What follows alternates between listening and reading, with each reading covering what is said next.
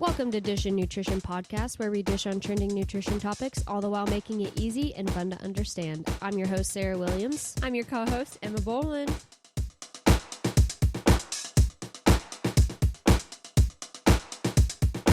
She's back, y'all. Yay! She's back. It's not me just talking to a wall. It's so nice to have Emma back. Welcome back. Thank you. I missed you guys so much. We missed you. If you listened, I talked about you a lot. It was like you were here. You were here in spirit. I actually haven't. I need to go back and listen. Oh. Sorry. I'm just kidding.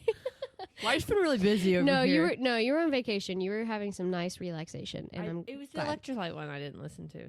I was just making a joke, but I am glad you are so back. And you're not allowed to leave ever again. We're back, baby. We're back. Oh, we're so back. What is that off of, or is that just a TikTok thing? It's from a movie. Oh, We're back. I don't know.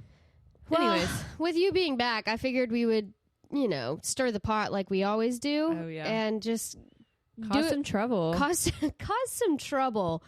And I figured we could do that with some keto. Ooh. Some keto talking. Meat and cheese. Meat and cheese, which is what the housewives like to think it is. Yeah, literally. That was a dig. I'm a housewife. I feel like I'm allowed to make that joke. I feel like I can make that joke. I'm a part of that population. No, we're going to talk about the keto diet today. It is a hot topic. It's a passionate topic of mine. It is what I attribute getting a large chunk of my following, I feel like. Oh, really? Yeah, because I would talk really bad about it a lot on Really? TikTok. Yeah. Listen, you got to stir the pot to get some traction, baby. Well, honestly, that's what I read. When I was starting on TikTok, I read that you had to start arguments. Oh, yeah. Questionable publicity is still publicity. 1,000%. And I knew that carbs were fine, and I was learning that in undergrad. But I knew it was super controversial, so all I was saying was carbs are fine, and people did not like that, and thus people arguing in my comments, boosting the algorithm, and the rest is history. No, I really just want to explain what the keto diet actually is. I feel like there's a lot of misinformation. Yeah. If you say keto diet, I remember I was having a conversation with, I think it was a friend, maybe an acquaintance, I don't know. They were like, I did not know this keto diet existed. It was so easy to lose weight. All you have to do is eat meat and cheese. And at the time, I was still an undergrad. But I was like, I don't know, third year undergrad. So I was, in the hot and heavy biochemistry. And I was like mortified at this comment. Because I'm like, no, it is not just meat and cheese. And, of course, she had a flare-up of diverticulitis. Oh, so surprise. It did not help the case at all. So then keto is just cutting out carbs, essentially? Let me give you a specific definition. The keto diet, or the ketogenic diet, is a diet that's high in fat and low in carbohydrates. The goal of the diet is to induce a metabolic state called ketosis, where the body uses fat instead of carbohydrates for fuel. I touched on this a little bit in the sugar episode. This process causes the body to break down fat into molecules called ketones, which then circulate in the blood and become the main source of energy for many cells. And I do want to specify that this episode is in the conversation and in the world and in the realm of weight loss and nothing that has to do with medical purposes and medical interventions. So if you have a doctor that's recommending keto for different purposes, please adhere to your doctor's recommendations or your dietitian's recommendations. This is just for the general healthy population regarding weight loss. Legality, period. Legality, check. So, do you know what the history of the keto diet is? Well, based off of my context clues, and I'm probably not going to answer your question, but it sounds like your body's going into, let's say, I don't know, fight or flight. Basically. But the actual history of it. Isn't it with like cancer or something, or like a sickness? Epilepsy. So the ketogenic diet was first developed in the 1920s as a therapeutic diet to treat epilepsy, particularly in children. And we can attribute this to Dr. Russell Wilder at the Mayo Clinic. Shout out Mayo Clinic. Wonderful institution. And was one of the first to propose the idea of using a high-fat, low-carbohydrate diet to mimic the effects of fasting. because fasting had been known since ancient times to help reduce the frequency of seizures, but since you can't do that long term because you have to eat, it can mimic it. That way the children can live with this epilepsy and still be able to eat, but just live with a different kind of diet. He coined the term ketogenic to describe the state where the body relies on fat rather than glucose for energy. The diet proved to be very effective in reducing seizures in patients with epilepsy, and it became widely used in the medical community throughout the 1920s and 30s. And then with the advancement and introduction of anti-epileptic drugs in the 1940s and 50s, it became less and less popular. Therefore, medication was seen to be a more convenient option, and as a result, the use of the diet dwindled. So this is not a medical recommendation. If your child does have epilepsy, to start the ketogenic diet. This is just the history of it. I think it's pretty cool. No, that is actually really interesting. Yeah, this dude was like, okay, so fasting kind of works for epileptic pediatric patients. How can we get these children to eat but not have seizures? Okay, well, the fasting state is kind of mimicked in this ketosis state. Smart man.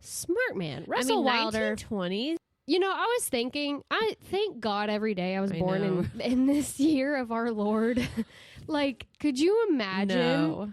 My husband was studying, and he was, it's well known he's a pilot. Because I was looking at his iPad, and it's so intimidating. And I was like, but could you imagine years and years ago when they didn't have an iPad? How do you fight in World War II? Do you like what? No, I know. Insane. 1920s. That's like the Great Depression. Yes. Did you ever watch Kitteridge? No. The American Girl doll. I was obsessed with her. I thought you were talking about like... No, there's a movie on the American Girl doll. It's so good. We should watch it on Saturday. I thought you were talking about like a huge American pivotal moment in history, but you're like American Girl doll. Wait, what is it about? Kate Kitteridge was the American Girl doll that was born in 1920, so the Great Depression. So I was obsessed with the Great Depression. Creator of American Girl doll. No, that was her name. Oh, so this is a fictitious... She is there's an American Girl doll per each like era? Yeah. Okay. And she was the Great Depression era. Listen, and I was we grew up in different with tax the Great brackets, Depression. and I did not have an American Girl doll. Okay, well, we need to go back and... Jenny Phipps, if you're listening to this, I deserve American Girl doll now. The Great Depression was wild. Shout out to all you people. Bet you didn't think you were going to hear about Great Depression and the keto diet. But during 1920s was around the same time. Russell Wilder was creating or finding out this therapeutic diet. All anyway, moving past the Great Depression and Kitteridge. Shout out my girl. So low carb. Yeah. Is that what does that entail exactly? I got you. So I do feel like that is, so when people are like, oh, I'm going on the keto diet, a lot of them are not actually doing the keto diet. They're doing low carb. Yeah. Because the actual percentage of the keto diet is so, okay, so let me just break it down for you. I have the percentages right here. This is a medical diet. The keto diet, the ketogenic diet, is an actual medical diet. So there are very strict parameters. So the breakdown is 70 to 80% of your calories are going to come from fat. 10 to 20% are going to come from protein, which I feel like that gets misconstrued too, because they're like, oh, high protein. But I'm like, no. That is not how it was intended for use. Mm-hmm. And then only 5 to 10% of your calories are going to come from carbohydrates. So just to put it in perspective, a 2,000 calorie per day diet, very, bland recommendation. The carbohydrate allowance for that would be about 20 to 50 grams. Oh, wow. Yeah. Like a piece of bread. Yeah, and you can have nothing else. So awful. So do you think like the people down the street that are like, I'm on the keto diet? Yeah. People would come into Palmer's all the time and be like, I'm doing keto. Can I get a double cheeseburger with bacon? I'm like, girl, that's not a good way to lose weight. Your cholesterol is going to be through the roof. She's like, no, but I'm going to lose. My sister did it. I'm like, girl, a double cheeseburger with bacon? no bread, that does not mean you're keto. Well, it's you're doing low carb, and then maybe you're in ketosis, but like that does not sound like a healthy they're not even in balanced- ketosis, honestly. Because do you think they're only adhering to 5 to 10%? No, That's so strict and has to be so monitored. I can't like even wrap my head around that. I don't even think I could do that, like, consciously. I attribute a lot of the keto misinformation to like keto Facebook snack groups. 50-year-old. Yeah, No that are offense, like, if you- here's a keto snack, and it's like cream cheese, bacon, Like and they roll it up in a jalapenos. and they roll it up in a ball, and they're like, it's a keto fat With bomb. Have you heard that sausage? word? Yes. Fat bomb? I don't love Yes. that. Yeah. They're doing, okay, so let's say you're doing this keto diet in the namesake of your health because you want to lose weight. You're doing it, it does the opposite because you're not consciously, because the fat sources of which you should be eating during the keto diet should not be those saturated fats. Absolutely not. Like, again, the people who would come into our restaurant and Mhm. order like 5 pieces of bacon, and that's Right. what they're eating every single day. Every single like, that day. is not healthy. No. That's greasy. That's 1,000%. And this is a very generalized assumption of the people that are doing the keto diet. I you do could realize, be clean. yeah, I do realize there are people out there that are doing the is keto diet true. very correctly. And I know you're eating fat sources correctly. You're adhering to these very strict parameters. And good on you. That's wonderful. I'm happy that it's working for you. But these are But do you have my epilepsy? observations. Yeah. Do you have epilepsy? And why? We'll get into that. I will say though, like I've known some people that have done it, and they do say like because they're like, oh, I got the ketosis strips and I'm testing Yeah. and they're like, I did lose 15 pounds, but then I'm sure we're going to touch on this. As soon as they stop, it goes right back Exactly. because your body doesn't stay in ketosis, so you're no longer Exactly. Yeah. If you think you can do this for the rest of your life, okay, cool. Go ahead and do it. But this is not a sustainable diet. And I've said this from day one, but if you lose your weight in an unsustainable way, that weight that you lose is going to be unsustainable as well. Oh, period. I don't know. If you want to do the keto diet and you want to try it, bodily autonomy, but it's not sustainable. I don't know. So what actually happens when what is ketosis? What is the purpose of the keto diet? Why do people want to do low carb? Well, perfect question, Sarah. I'm missing my marks. No, you're good. I wrote out the physiology. All right, we're going to go back to physiology class just really quick. So, carbohydrates, like I've said a million times, they typically serve as the main source of energy for the body's tissues. However, when carbohydrate intake is restricted to less than 50 grams daily, your insulin secretion decreases significantly, and that leads to your body being in a catabolic state. As a result, the glycogen, the stored up energy, those are going to be depleted. And that's going to trigger a series of metabolic changes. And the two most prominent metabolic processes that come into play when the carbohydrates are limited, that's going to be gluconeogenesis and ketogenesis. Let me break down those big words. Gluconeogenesis, so gluco, short for glucose, neo, new, and genesis, the creation of something new. So this is the creation of new glucose. And ketogenesis, the genesis of, or the creation of ketones. So gluconeogenesis is the process by which the body produces glucose internally.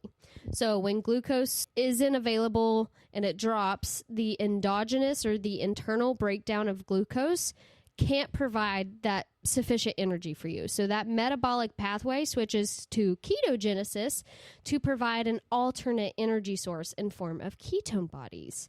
And those ketone bodies replace glucose as a primary source of energy. Ketone bodies are synthesized within the body and can be effectively utilized as an energy source by vital organs such as the heart, muscle, and kidneys. They can even cross the blood-brain barrier to provide alternate energy source for the brain. However, the red blood cells and the liver cannot utilize ketones due to the lack of mitochondria. Just a fun fact. You're not going to be quizzed on that. So, yes, your body can function without carbohydrates. However, did you hear all that has to happen for that to happen? Did you hear what has to go on in your body that, I don't know. Maybe I just like my body and I want to be good to her. Yeah. That was a little harsh of a statement. I just feel Stir like the pot. I just feel like it's a that's a lot for your body to go dramatic. through. To voluntarily put your body to do that for it to for what? that weight Lose not to a really couple pounds to maybe? lose a couple pounds maybe for it to probably come back because it's not sustainable. Listen, eat clean for a couple of days. Go to the gym. I know you hate clean. I do hate clean. But it's okay. You can eat clean for a couple days. I hate the word clean. Yeah, but like the terminology around clean just means and subconsciously makes you think there are good and bad foods where morally there are not. That's not true. I wouldn't consider a cookie clean. It's not morally good or bad. Whoa. Are you talking about nutritionally?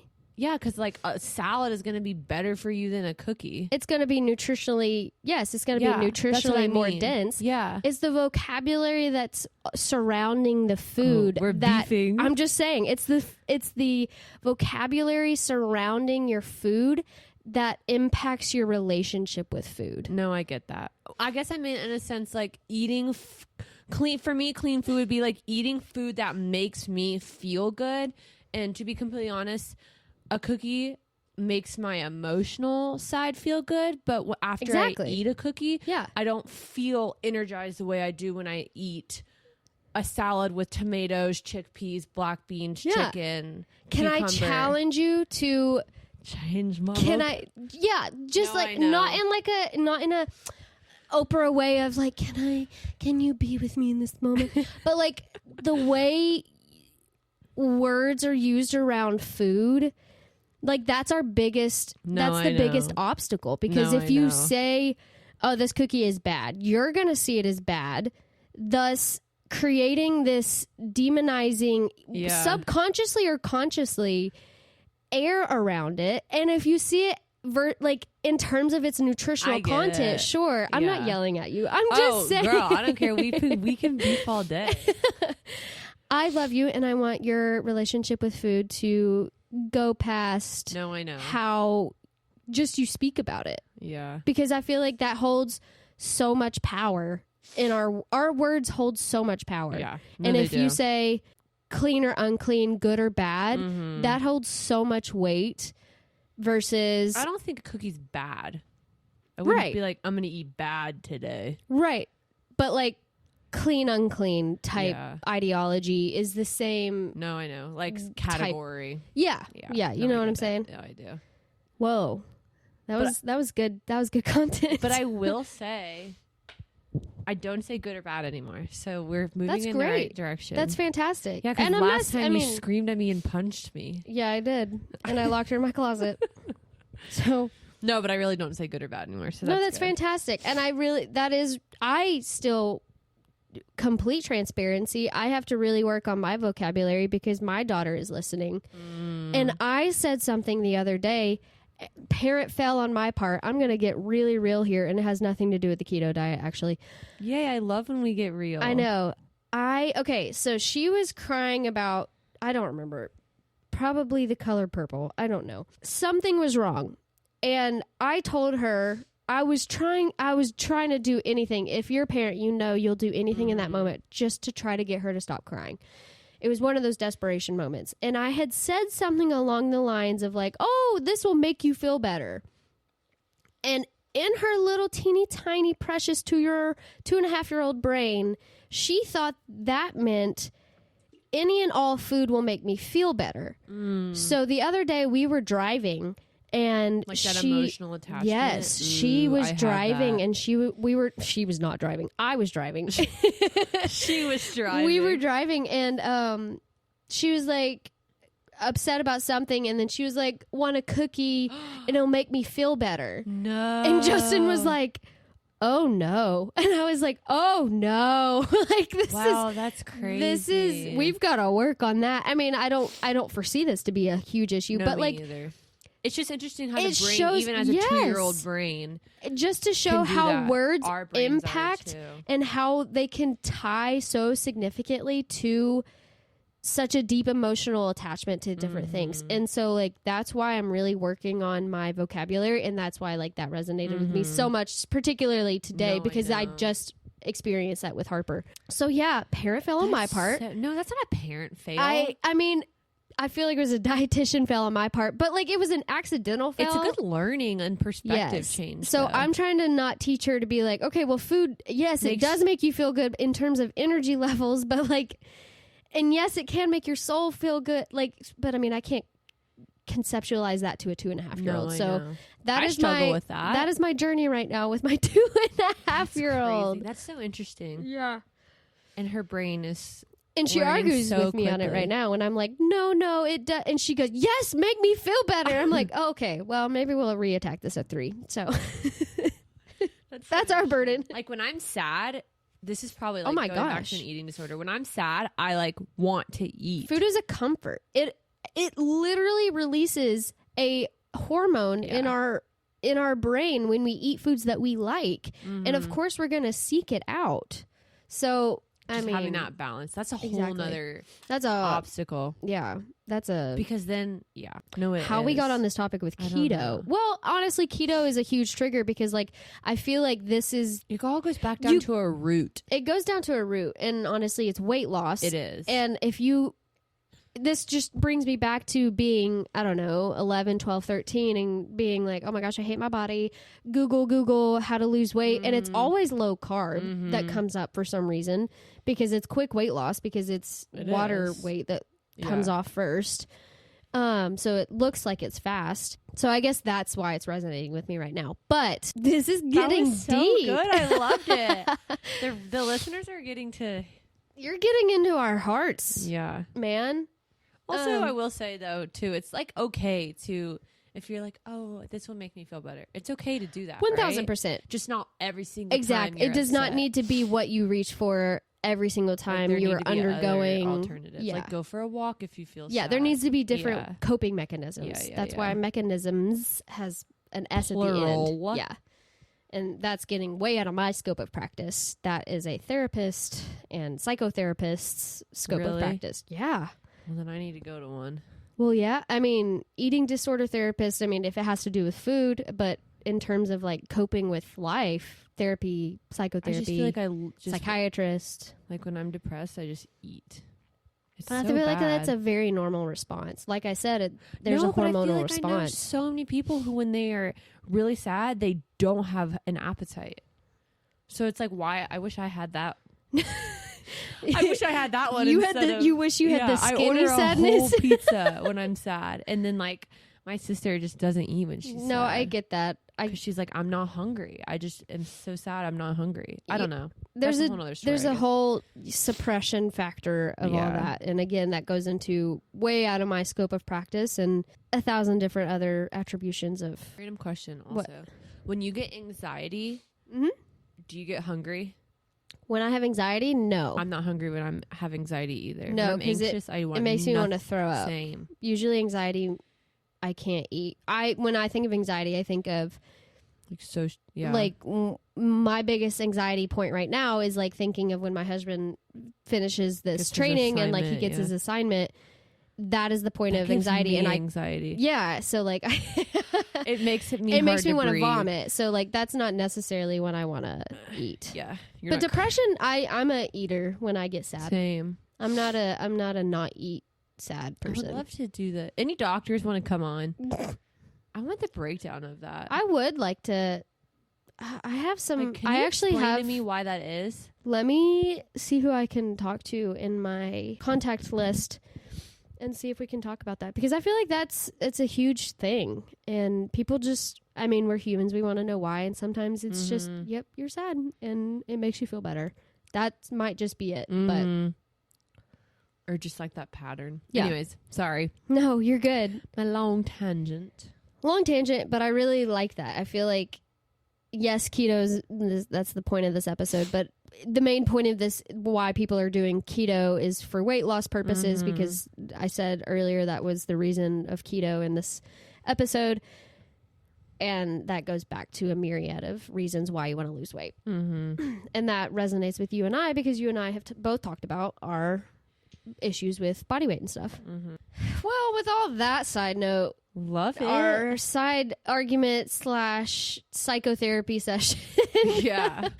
What are the drawbacks of keto? Not that we've not touched on it. Probably that it's not sustainable. So Not sustainable whatsoever. But I have them written down a little bit here. So the ketogenic diet may present some common and generally mild adverse effects known as, quote unquote, the keto flu. Now, I don't know about you. Keto flu. Why would you want... It's giving bird flu. But keto. It's giving, why would you do it to yourself? These symptoms can include nausea, vomiting, headache, fatigue, dizziness, insomnia, reduced exercise tolerance, and constipation. Probably because you have all that meat in your body. Yeah, you have no fiber. Exactly. Go back to our fiber episode and listen to why it's so important to lowering your risk for colorectal cancer, first of all. Sorry, that was a little harsh. First of all. That was a little harsh. And then long-term adverse effects can include fatty liver disease. Oh, lovely. Too low a level of protein in the blood, low citrate levels in the urine. Probably high cholesterol, if I had to guess, too. Because you're eating all this greasy meat. It depends. I guess if you're doing it incorrectly. Yeah, it depends. Yeah, it depends on the person, because all of the studies that have been done, the people that are actually being monitored, they're doing it correctly, and it actually lowers LDL cholesterols when you're doing it correctly. Yeah, I actually read that last night. My husband ate burgers every day. But that's not the correct way to do it. No, I know, but that's how I feel like, yeah, you're right. But in the general population who are not in a research study, yeah, you know what I mean, doing the keto fat bombs, I don't feel like their blood levels would indicate that. Hypercalciuria, that one's always tripped me up. And then kidney stones and vitamin and mineral deficiencies, because we talked about how many vitamins and minerals are in carbohydrates and you're not getting those. Oh my gosh. So why? So why? So like, why? I do want to say, if you do find yourself on a journey of weight loss and you want to do it in a way without medication, and you just want to do it in a diet in terms of like the way that you are eating, not in terms of like a fad diet, and you are thinking of doing the ketogenic diet, the fad diet, may I discourage your decision on doing that solely for the reasons that I just listed.